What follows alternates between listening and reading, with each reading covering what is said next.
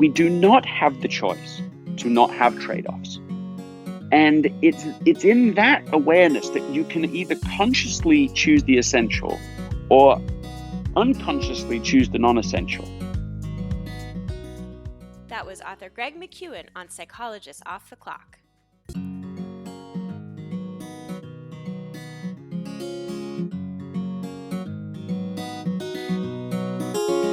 Curious what psychologists chat about over coffee?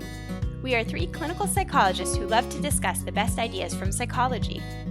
I'm Dr. Diana Hill, practicing in Seaside, Santa Barbara, California. I'm Dr. Debbie Sorensen, practicing in Mile High, Denver, Colorado.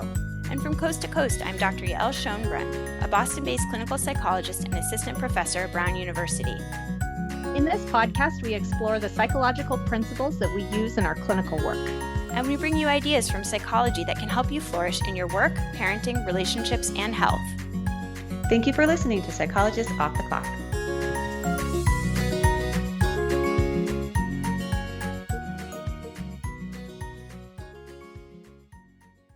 This is Yael, and I'm here with Debbie to introduce the final episode of our New Year's series.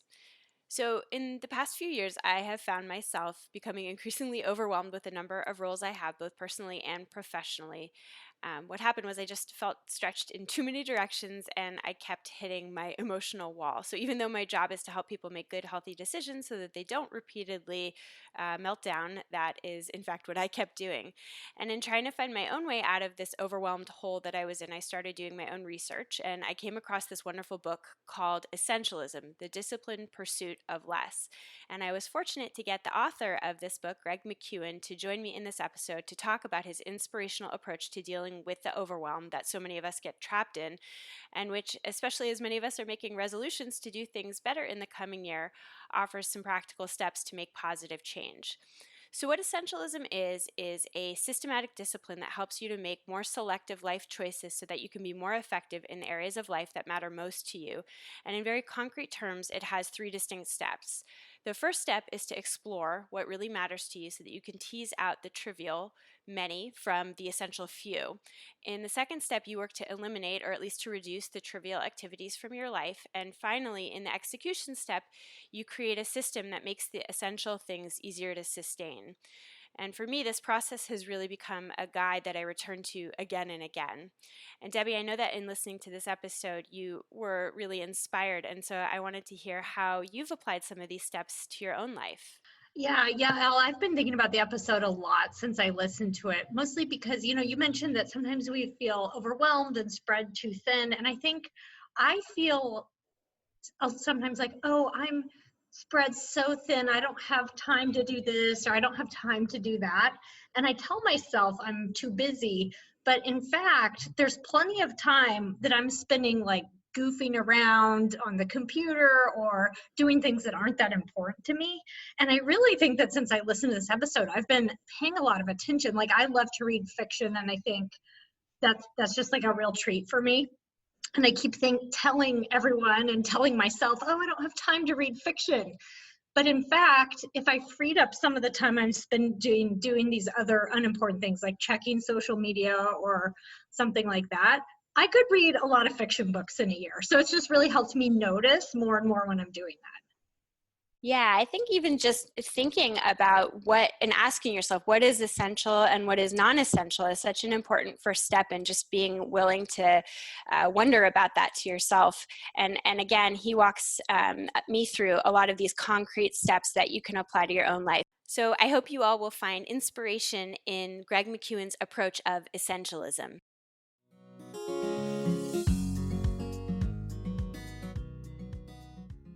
In addition to having authored the best-selling book Essentialism, The Disciplined Pursuit of Less, Greg McKeown is also a frequent contributor to Harvard Business Review. He is a sought-after keynote speaker, a repeating guest on the Steve Harvey Show, and his work on essentialism is regularly written about in media, including in the New York Times.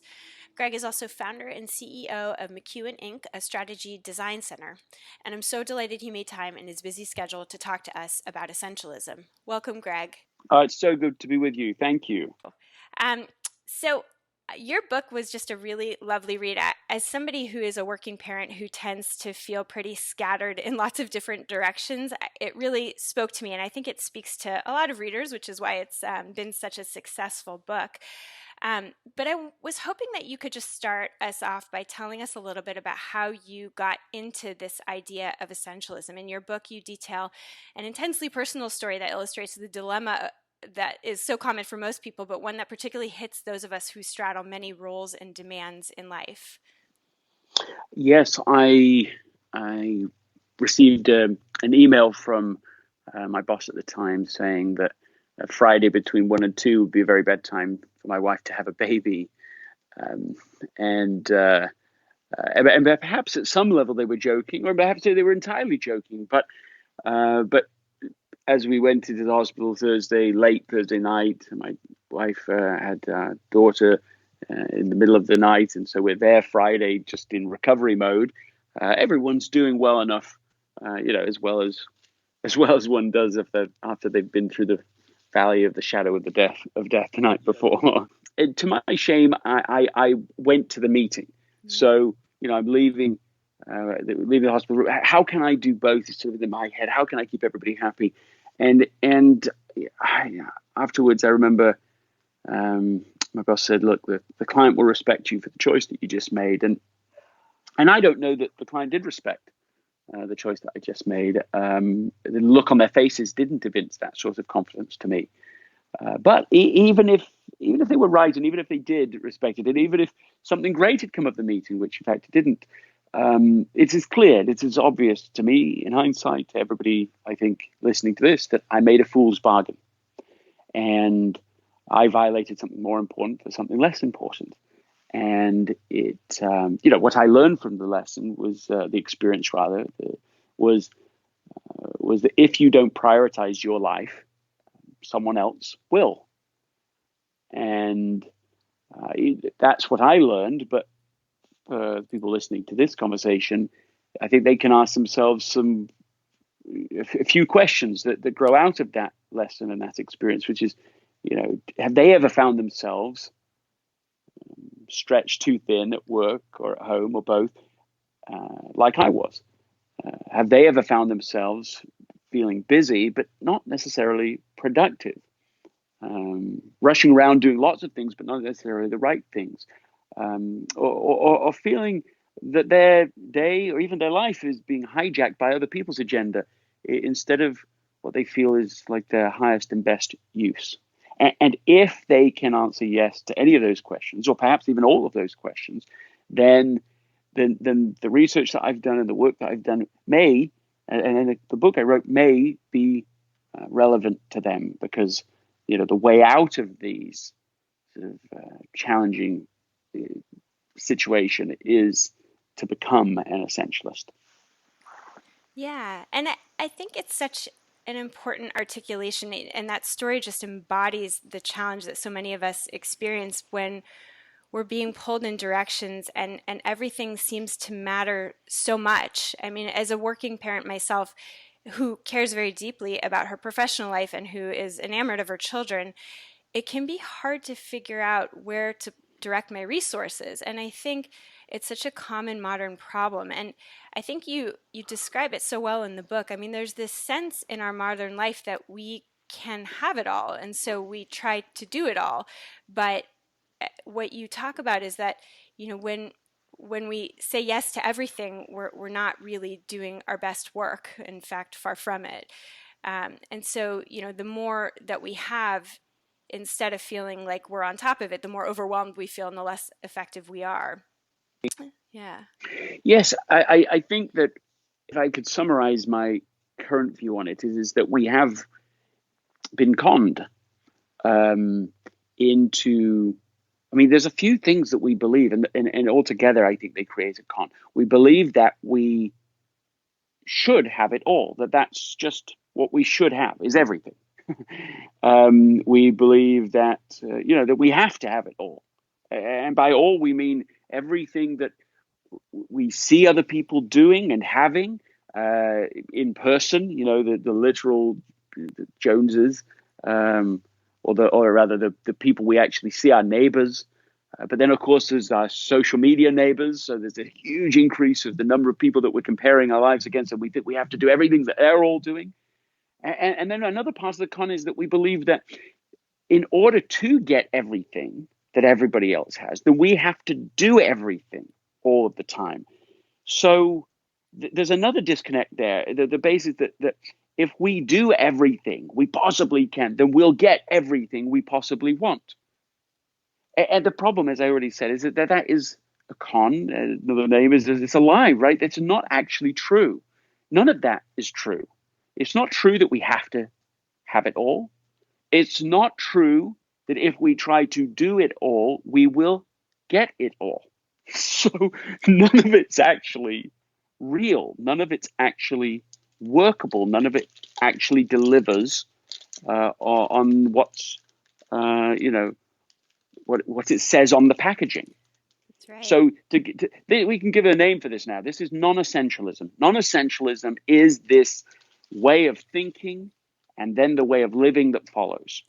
That idea of trying to have it all feels so pervasive and so pressure filled that we kind of miss out on the moments that really count and on the types of endeavors where we would really get something out of it.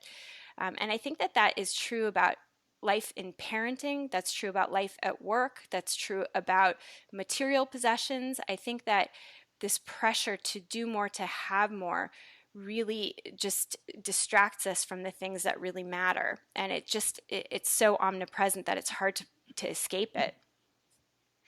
Yes, I think there is, in a sense, there's no escaping it now. I mean, it is everywhere. So it's not just, okay, I mean, I don't advocate for a sort of I do encourage people to go to the top of the mountain, but I don't think, it's not like we go to give it all up and go and live in the mountaintop. That's not my life. I live in the real world. I mean, I'm married, amazing wife, Anna. We've got children, 4 children. They're active, they're involved. I mean, we live in the real world. Engaged in the community, engaged at church, engaged in schooling, engaged in my work. I mean, I live in the real world. But what I want to do is not absorb into me and into my heart, into my spirit, the chaos that's out there, the commotion that's out there. And there are many things that can be done. And I'm a work in progress. I am an aspiring essentialist all of the time. But there are many trade-offs that can be made. And over the long run, these things add up, even small trade-offs add up to being to what amounts to an essentialist lifestyle, what amounts to an essentialist life, which means in the final analysis that you live a life that really matters and that you don't give your life up for things that don't matter at all. And that is a very real risk, is that people get to the end of their lives and they look back and they say, my goodness, I really did spend an enormous amount of time and effort doing things that didn't matter and worrying about things that didn't matter and feeling anxiety about things that didn't matter. I mean, that can add up to a significant portion of life. And so while I don't think you can just sort of get rid of all of it, and you certainly can't put the genie back in the bottle out there in society, you can do things to protect what is important and essential, to you, to your family, to the kind of home you want to have, to the kind of lifestyle that you feel is the highest and best use of you. Yeah. One of my favorite lines from your book, and this sort of stopped me in my tracks, is that you wrote, only once you give yourself permission to stop trying to do it all, to stop saying yes to everyone, can you make your highest contribution towards the things that really matter. And I think that really gets to sort of the choices that we have. And you talk a lot about choice in your book, because we don't have choice over the messages that come in from our workplace or from the media or from our friendship circles. but we do have choice in how we respond to it. And I think that that's really important to recognize. And you really talk a lot about what we can do to increase our ability to focus on what really matters. So I wonder if you could talk a little bit with me about, if there are so many things, so many roles that we have, and therefore so many, you talked about being involved in your community, in the church, and, as a parent and in your professional life. How do you focus in and how do you make choices about what matters and what doesn't in terms of where you direct your resources? Yeah, very, very, very, very, very carefully. Yeah. Yes, that's the answer. I mean, every single person listening to this, every single person has too much to do, has too much pressure, and is dealing with the challenge at some level. And every person, because of that reality, every person here is, despite what they don't think this is true, are in a sense experts at saying no. In a sense, they don't actually say no, but they do know. They because as soon as you have way more than you can possibly do, that means by definition many things will not be done. Yeah. Right? Like that's like inarguable. That's self-evident.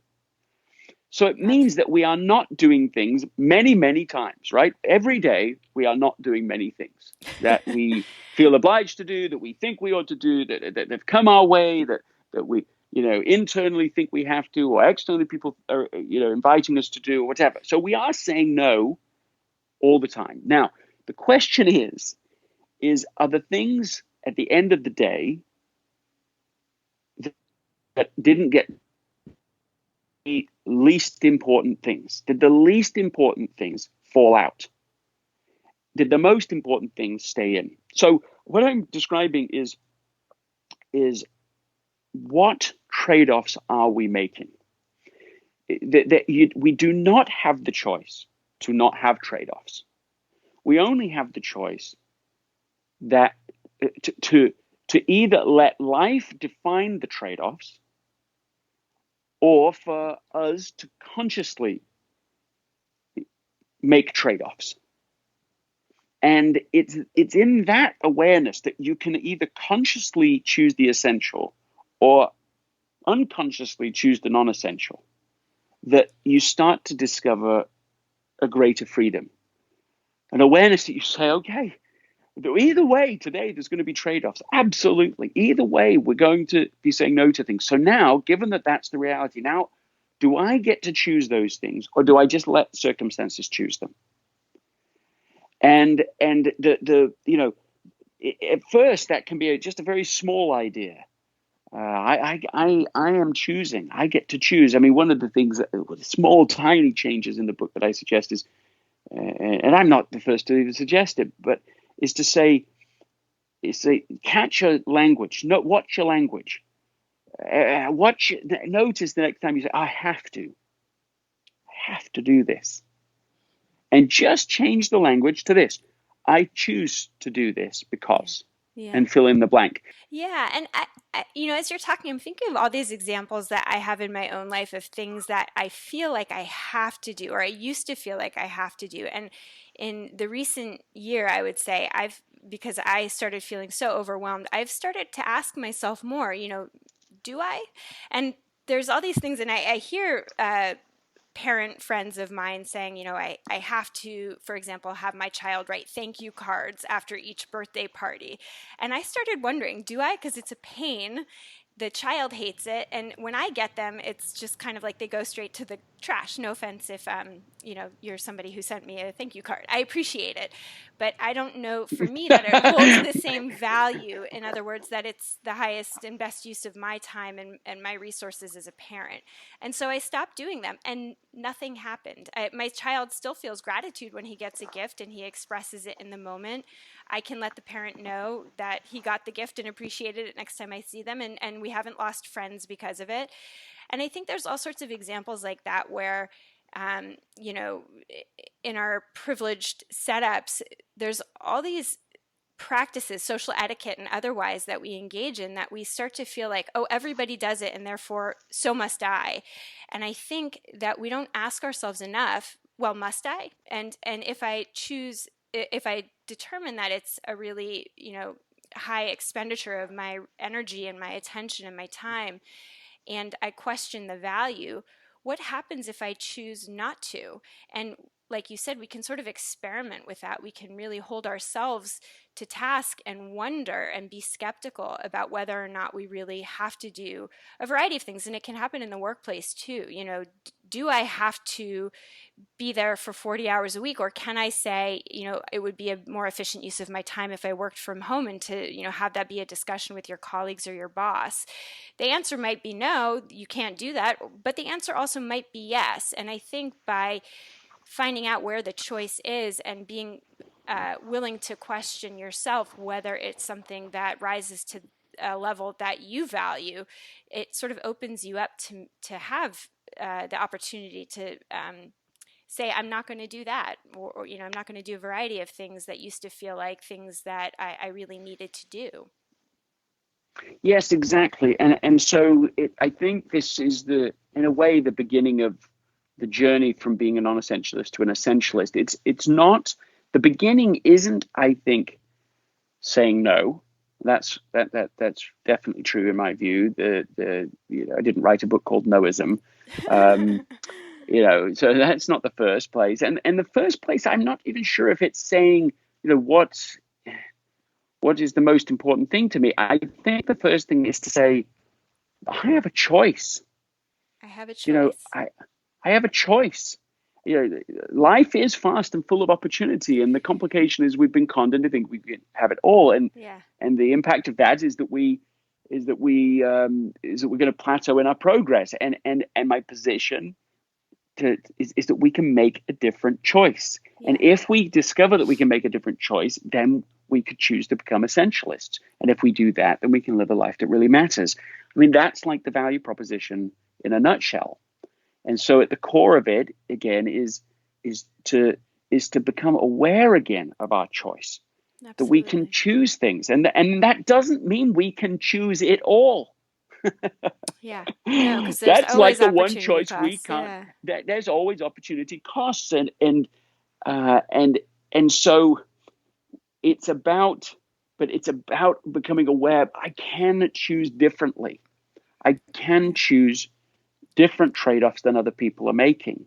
I can choose to go big on one thing, even though everyone else is going, trying to do 5 different things. I can go big on the few things that really matter to me. Yeah.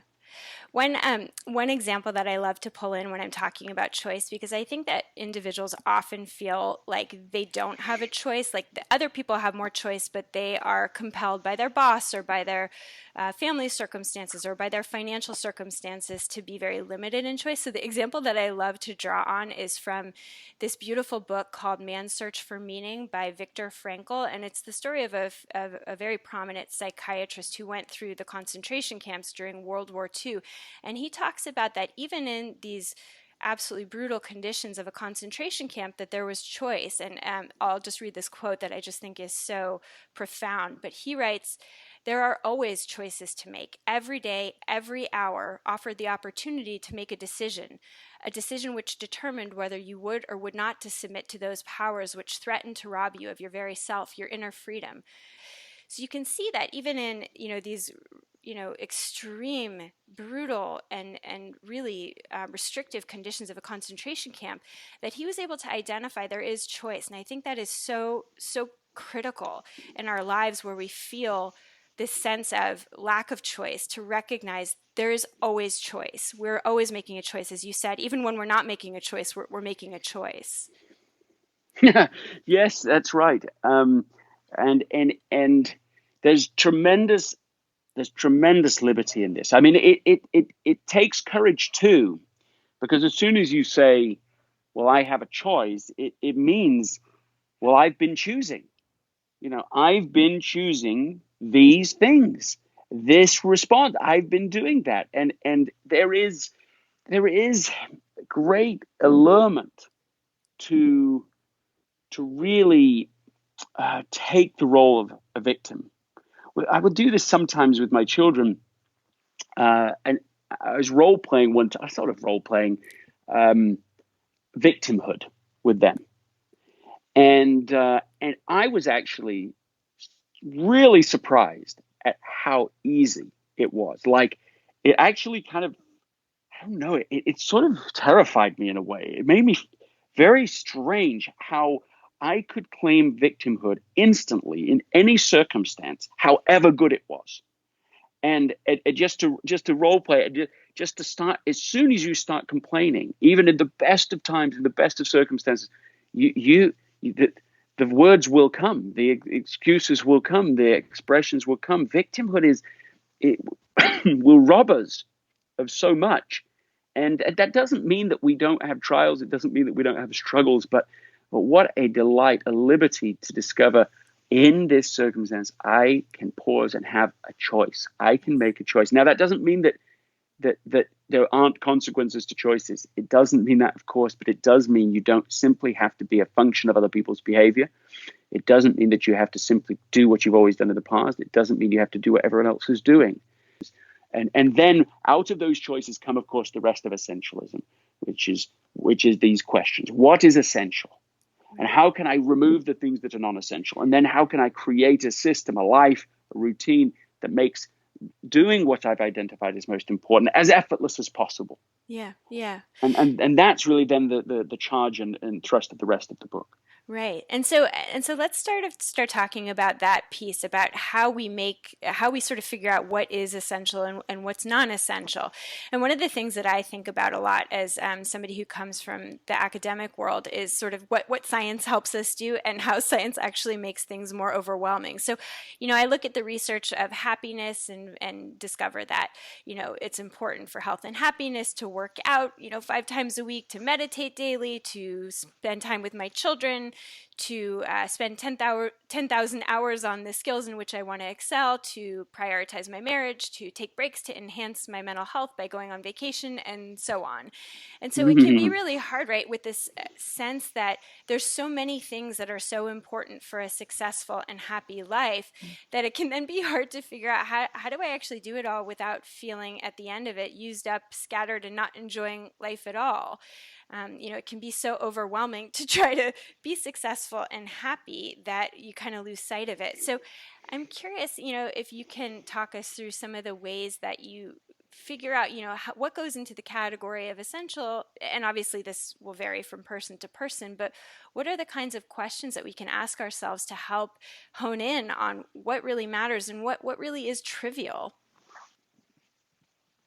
So yes, I mean, I like that, and I want to kind of I want to go even more practical still, just like one layer more. And if you're game for it, I want to put some questions to you. So so tell me. So don't overthink this. Just give it an answer, because I think we'll learn more in this way. So just tell me one thing in your life right now that you feel is really important. It's essential, but it's being underinvested in.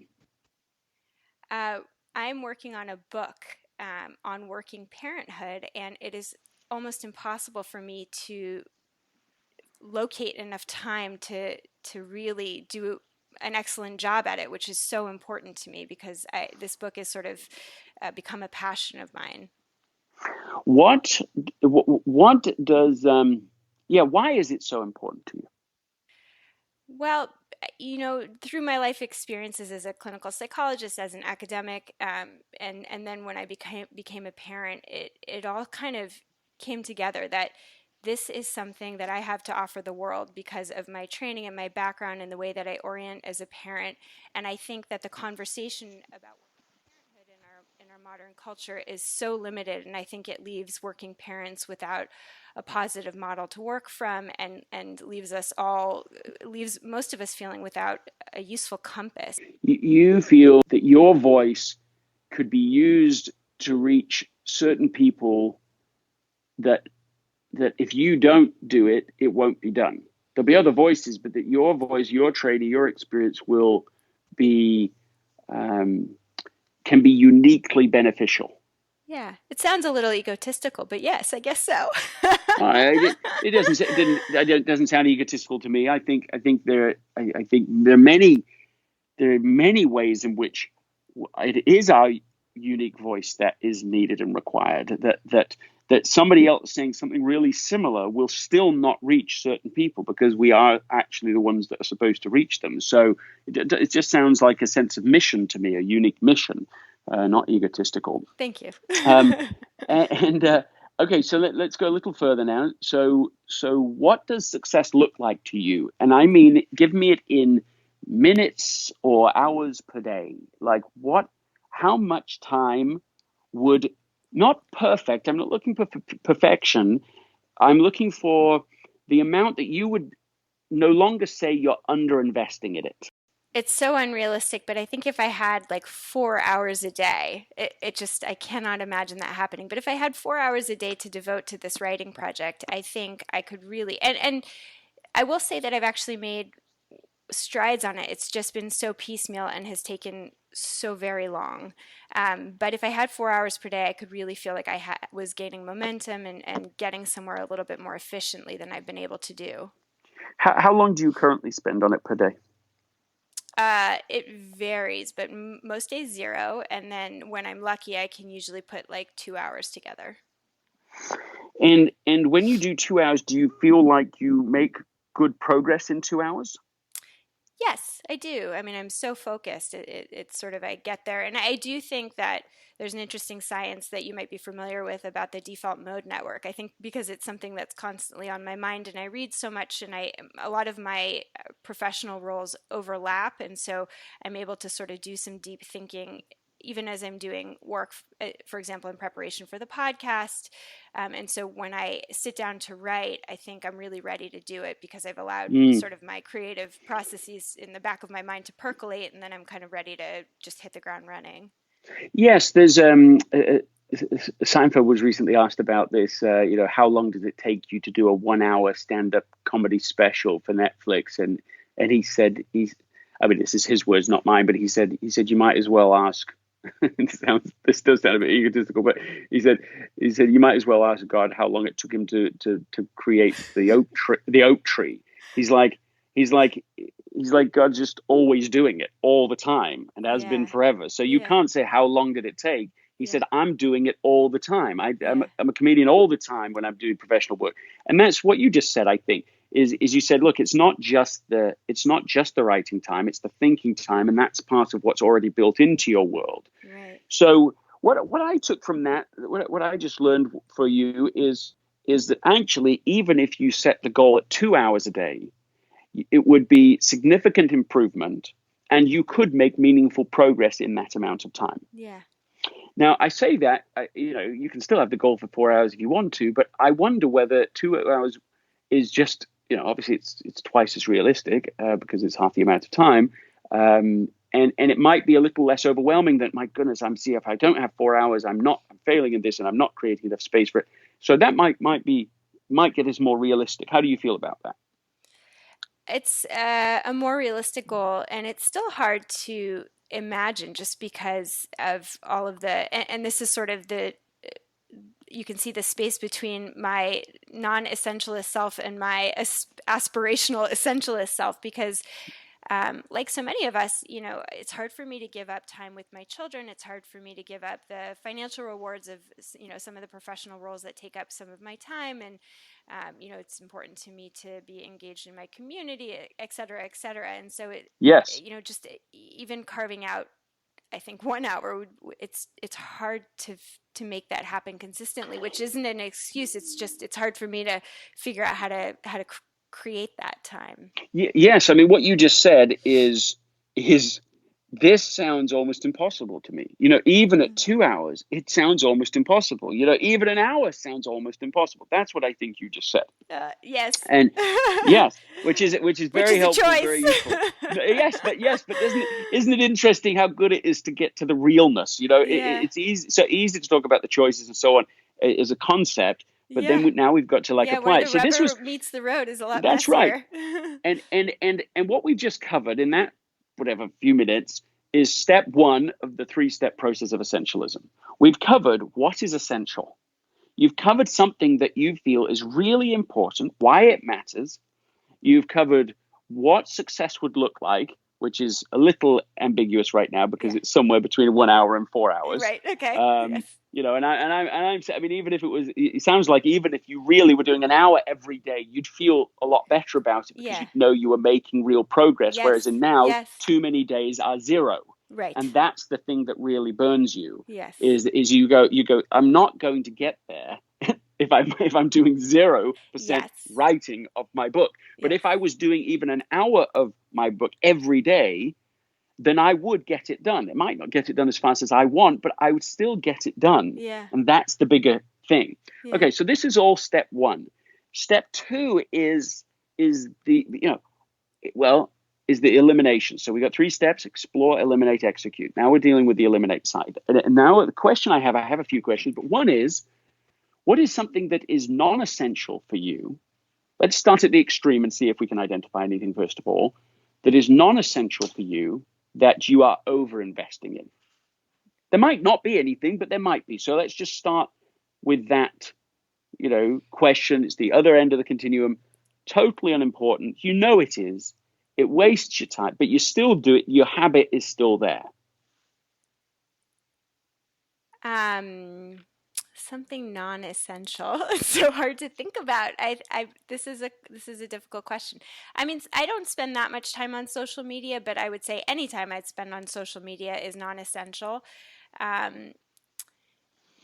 much time do you think you spend?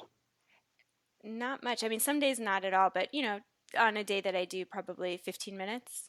But, okay. So let's say something. And if you had your phone in front of you and you had to actually go and find the actual numbers, would you be surprised, do you think, to find how much you actually spend on the different apps? So why don't we test it? I don't actually know how to look it up. Yes, I'm about to share it with you. So here's what you do. You go into settings. Okay. And then you can search for battery. Click on battery. Okay. Above the apps. Oh, okay. So above the apps, there is a battery symbol, a little clock face. Yes. You seeing any of that? Yeah. So Okay. It says last 24 hours or last 7 days. Okay. Click last 7 days. Okay. And click the clock face. Okay.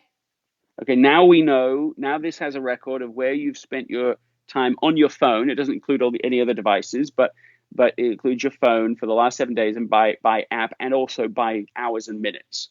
That's what you're looking at. So tell me what you see. Okay, so Safari, so internet searches, is 15%, 1.8 hours. Okay, a couple of hours there. Okay, YouTube is 14%, 3 hours on screen, 19 minutes background. I'm not sure what that means. So I watch, my kids and I like to watch music videos. So that's what that is largely. Phone is 3.7 hours on screen. So 14%. Email, 8%, 55 minutes on screen. Messages, so texting, 1.9 hours on screen, 6 minutes background. How long are you listening to podcasts? 1.9 hours. Okay, so a couple of hours in the last week on podcasts. Now, you do that while you're doing other things? Yeah. You're driving, you're listening to those? Driving, yeah, right. Washing dishes, folding laundry. No, and I know. So that is a different kind of time usage. It's not like you could exchange that to directly get to the writing. Yeah, and then Facebook's actually not that much. It's 22 minutes. 22 minutes in the last week, right? That is not very much, right? It's still, I will point out, 22 minutes. Right. As that you were goes already pretty saying far before. to an hour, yeah. Well, I actually had an experience with this where I gave up Facebook and I was doing, 15, 20 minutes. And my trade-off was, I'm not going to go on Facebook at all. I'm going to call my grandfather once a week. And it was always short calls. He's never on the phone long. He always sort of felt like he couldn't be on the phone long. I try and keep him on for a while, but 10 or 15 minutes each week. I rarely missed a week from then till the time that he passed away. Or I could have been on Facebook. Right. I mean, there's no comparison, right? Delete Facebook off your phone. Right. Now you do have 22 minutes towards writing your book. It's not sufficient, but we got some. You can do digital essentialism, where you say just take everything off the phone, everything, and you bring back the apps one by one that actually help you achieve what you've identified as being really important. Yeah. Like questioning each of these apps on the device Yeah. is worth doing, because maybe while you're doing the dishes is actually the time to be connecting with your kids. Yeah. Work together, doing that together. Yeah. Maybe when you're in the car, instead of listening to the podcast, that's when you call the family instead of, there's ways to tweak this so that you do get this hour back. I mean, that's what you're trying to get back. Let's get it to 1 hour. You're trying to reclaim an hour of your life. Yeah. To write. Yes. To sacrosanct hour. Yes. Now that's okay. So you heard the sort of extreme version I did for writing my book. Okay, but that was done in 9 months, right? So that was intense, and there's no question I couldn't have done it if Anna hadn't taken a significant burden through that time. I did other things to try and balance that out. I would finish writing, and then I would be there for the family, and I would take responsibilities in the afternoon and in the evening. So there was a way to make it through. It ended up being a family-friendly period, but of course it took sacrifice. It took not just mine, but hers as well. It took deliberate trade-offs. But you can do that too. If you're looking for an hour, of course you can have this discussion. Of course you can at least have the conversation. Could you, for this amount of time, be responsible for these things I'm normally doing? We're looking for 1 hour. I'm willing to give up Facebook. I'm willing to give up these social media. I will give up the podcast if that turns out to be helpful. I'm willing to give up. I will create a process for my podcast, for the podcasts I do, that reduces my time spent in preparation. Normally it takes X hours. Now I'm going to do it this time because I'm actually going to put a checklist together of the must-do things, the essential things to make a great podcast, instead of all the extra things. I'm not going to read any articles, just generally just for general curiosity for the period of writing this book. I'm going to search out specific things specifically to write the book. These are some ideas. I don't feel like we just nailed it. No, so go these ahead. are great. But can I ask you a specific question that I think is something that so many people experience, and I certainly do too, and I've heard you talk about this, and I love your perspective, but I wonder if you could talk a little bit about the issue of people pleasing. To say you're a people pleaser always feels like a little bit of a backdoor brag. Is this where the only problem for me is that I just like to keep everybody happy all of the time. Look, we don't live in a world, we live in a world of relationships. I don't think that essentialism is an anti-relationship model, or an anti-investing in people model. In some ways, I think, not in some ways, in a lot of ways, I think that I've invested more in relationships and more in my most important relationships, especially because of essentialism, not less. But it's more conscious, it's more thoughtful, and you're not just treating it all as if it's equal. I mean, I get emails all the time, and I probably read most of them, but I have no sense of expectation inside of myself that I will reply to them. I do have people that reply to most of those emails that come in, but if I treated every email as equally important, if I treated every relationship that we have in life as equally important, what a madness that would create. But I think for a lot of people, it creates just such madness. For me, my priority, what I want is for my wife to know that she is the undisputed priority relationship in my life. I want her to feel that. Not the words of it, but to see it, that I will make trade-offs, that I won't do certain things, that I will turn down certain opportunities.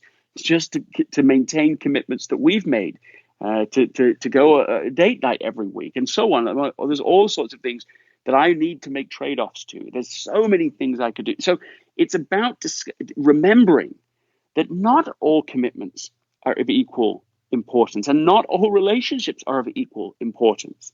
I mean, what in an age of social media, the idea that all relationships are of equal importance is enough to make a person kind of actually go crazy. Yeah. Of course they can't be. Of course they aren't. That doesn't mean they don't matter to you. It doesn't matter. It doesn't mean that they are not important.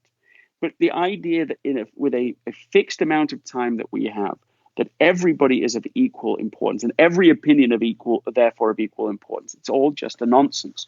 So I think it is about, or people pleasing. Yeah, are you trying to please the right people?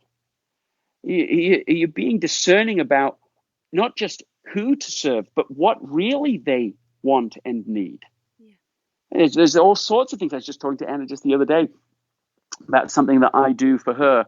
And I get up early. I take our children to an early morning class that they go to, actually church class, and it's very early, frightfully early for me most mornings. And I get up, and one of the things I do for her is I don't turn on any lights. I don't use the electric toothbrush because I don't want to wake her up. And she reminded me she reminded me the other day. She said, "This is not important to me." No. She says, I sleep through anything. It doesn't matter. And it was a totally valid point. I'm making a sacrifice that is in fact not serving her. And so, of course, there will be dilemmas of, well, this is important to me and it's not important to you, and conversations to be had. But that's where essentialism becomes rich.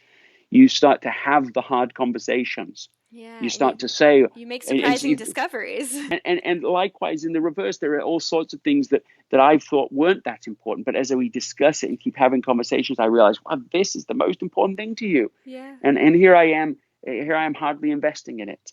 And so as we have these conversations, as we lean into it, we discover which things matter and which things don't. Sometimes that means you part ways about things. Yeah. Sometimes it means that you're working with somebody and they think this thing matters, and you get to, I don't mean divorce irreconcilable differences, but there's a point where you go, oh, you want to do this and I want to do that. Well, let's do it separately. Yeah. That's okay too, but let's not avoid the conversation and then find ourselves having applied non-essentialism, doing things that we thought were the most important things that turned out not to be the most important things. That's a bad strategy. Yeah. So these same 3 steps: explore what's essential, eliminate what's not, and execute it. This can also be a relationship process. Yeah, there's so much individual variation in what really matters to us. And that, I think, is such an important part of this conversation, which is that what's essential to me might not be essential even to my husband. And yes. I think that's sort of what you're talking about, that you can decide to part ways on a given choice. And certainly what's important to me may not be important to my neighbor. Yes, just so. And I think that what I'm sort of encouraging you to do here is to say, okay, you've identified something that in this conversation that you said was very important that you're not getting to. And now we started at the far end of the continuum about what's non-essential. And maybe there is enough there to make up this hour a day. There might be. I'm feeling inspired to make it happen. And that's the best scenario. If that's the scenario, that's the best case, because that means you get a bargain. And then we move just to the third step, which is execution. And the execution stage, it's about creating a system that reinforces the trade-off you've just established. So it's an hour a day is what you want. The non-essentials include, pointless, low-value social media, less time on the screen, negotiation with your spouse to be able to explore this. Removing different trade-offs that could be made, and a way, so a few things there.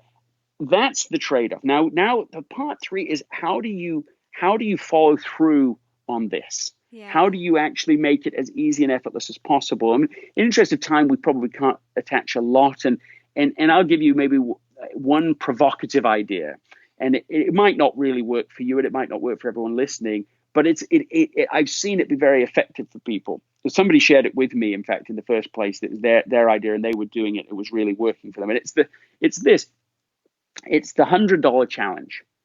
And what they did is they identified something essential, identified things that they were going to give up, and their $100 challenge was this: they put $100 up where they could see it, and every day that they made the trade-off they'd identified, that $100 stays up there. But the first day they don't make the trade-off, they will have to take down their $100, rip it up, and throw it away. Oof. Right. And everybody, everybody listening to this just had the same sensation. Oh, and part of that might be, that's a bad idea. I don't like it. Fine. Okay. So don't do it. But part of it is, oh, we really mean doing it. Oh, commitment time. Yeah. And $100, I bet anything that you would be willing to pay $100 to spend a year making the trade-off we've just discussed. If you could just write a check for $100 and magically have spent an hour every day working on writing your book and an hour less in the social media and these other lower value activities for you, you'd write that check in a heartbeat. The idea, of course, is whether you take that challenge or not, the idea is to build systems, incentive systems, positive ones. In this case, this is a negative incentive that helps to get you to the point that there's no way you're not going to do it. Yeah, I mean, and this all kind of fits in with your, this idea of making the execution effortless, which I was just going to comment that it sort of fits in with this idea of Wu Wei from Taoism, which is the idea that it's action that doesn't require struggle or excessive effort. And all the things that you're talking about are sort of creating a setup that the execution almost feels natural because you set it up in a way to kind of urge the action along. Of course, what we want is for these to feel natural, easy, effortless. That doesn't mean that life is easy and effortless. I mean, there's no chance we're going to get to that type 2 error, right? Like that isn't. Nobody listening to this is going to be like, oh my goodness, I oversubscribe to effortless execution. My life is now focused on all the important things and too easy. Everything is so easy. I mean, that's not a scenario. We have still a finite amount in the short term of discipline. And you can use it in two ways. You can use it to act, meaning I am going to use my discipline today to, despite everything else is going on in my life, to write 1 hour. That's one thing. And that will last today. You'll get it done once. Or you can use that discipline and ability to create a system, to go and get $100 and pin it on your wall. That is part of building a system. And then the system acts upon you every day after that. You built the system and then it works for you. You're stacking the decks in your favor. And I would advocate that all day long, is building systems, building a system that supports what you've identified as being important, as being essential. And then the system works for you. It helps you every day rather than working against you. Currently, I know with 100% certainty, you have a system in your life that is supporting everything but writing. And we know it with 100% certainty because you're not writing. And that's why it's not a motive problem. It's a systems problem. You're incentivized to do other things. You've got social incentives. You've got financial incentives. You've got technological incentives. The phone in the hand, the apps on the apps on your front screen. The billions of dollars have been spent building that. Absolutely. Yeah, I love it. And I love the idea that it's a discipline of creating and maintaining the system, that it's not something that we can just expect to sort of land in our laps, but it's really something that we have to design and sustain and sort of not expect to just happen naturally, but instead really be deliberate about it. You build the system and then the system will build you. And that is the very, that's when essentialism takes on a whole new level, because it's not just a nice idea. It's not just getting clear on what matters and what doesn't.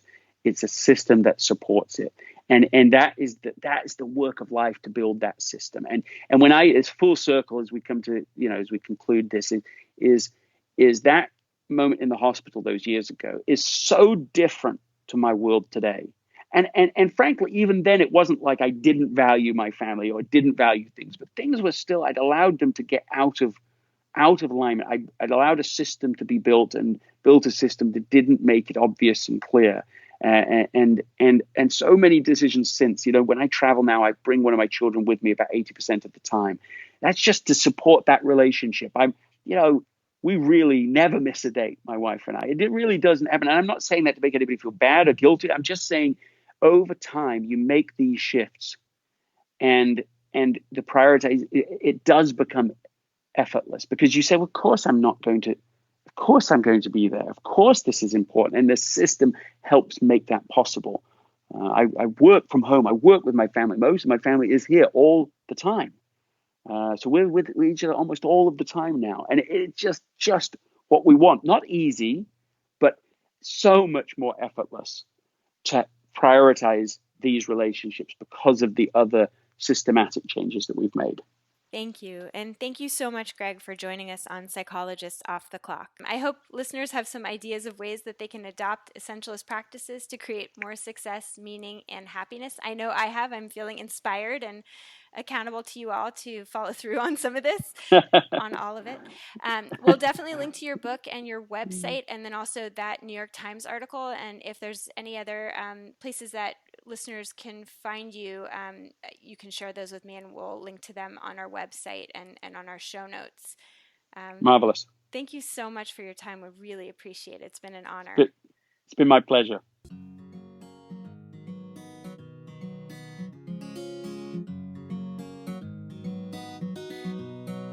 Thank you for listening to Psychologists Off the Clock. You can find us on iTunes, Facebook, and Twitter. This podcast is for informational and entertainment purposes only and is not meant to be a substitute for mental health treatment. If you are having a mental health emergency, please dial 911. If you're looking for mental health treatment, please visit the resources on our webpage. Our website is www.offtheclockpsych.com. That's www.offtheclockpsych.com.